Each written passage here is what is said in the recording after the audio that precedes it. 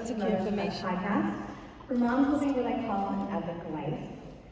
And I have a unique approach to sponsorship called dedication. But before we get to that, I want to take you back to the spring of 2016.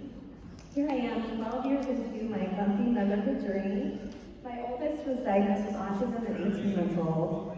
I then had 5+ years of infertility before conceiving Jacob. I'm smiling here, but inside I felt like I'd been swallowed whole by motherhood. I also had this dream for creating Mother's Quest for so many years, but I felt not only pinned down by my kid, but really trapped by my own inaction. Then one day, an unlikely messenger changed everything. Jacob and I had come home, we walked through the door, and we heard this immense crashing noise. A bird had somehow followed us in and was crashing against the glass, trying to get out. First I panicked, and then I realized I just had to open the door and the bird would fly out, and sure enough it did. And I thought, this is a fitting metaphor for how I have been feeling, crashing against my own barriers, unable to take action. Then a second bird hit the window, and this time I knew just what to do. I opened the door, and this one slowly hopped out, giving me time to take this picture. Love it. This time the message was clear. I needed to be the one to open my own door. I gave Jake a bunch of glue to keep him busy, and I sat down and I wrote a declaration. I would no longer wait to pursue my dream. By December of 2016, I launched the Mother's Quest podcast as a 45th birthday present to myself. I interviewed the most amazing guests. I fell in love with podcasting, and I knew I wanted to continue if I could at least figure out how to cover my expenses. Sponsorship seemed like a likely idea, but when I learned more, it wasn't very promising. It starts at $18 for 1,000 listens, and even if I could hit 1,000 listens as a new podcaster, it wouldn't really make much of an impact. Second, I didn't feel like sponsorship ads was aligned with my mission or the story I was trying to tell with my episodes. Then I had an idea. What if I opened my own door and created my own opportunity that was aligned with my mission? I decided I would invite people to dedicate each episode. They would give me a 2 to 3 minute audio dedication that I could weave into my introduction. I could share info about them in my show notes.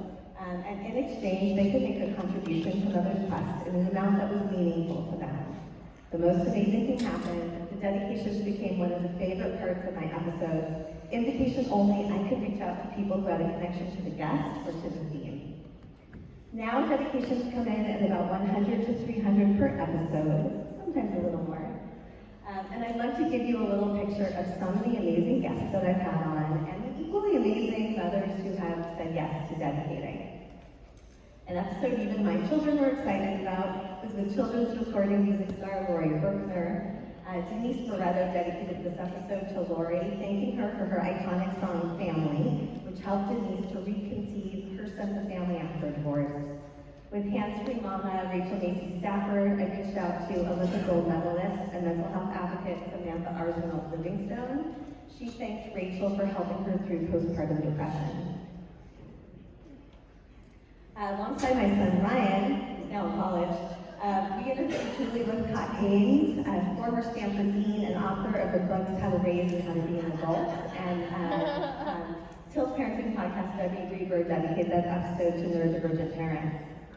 Everybody loves the dedications. Recent podcast guest Jada Sellner said that listening to Jennifer Kent's dedication made her cry, and Jennifer reached out to thank me for the honor of inviting her to dedicate.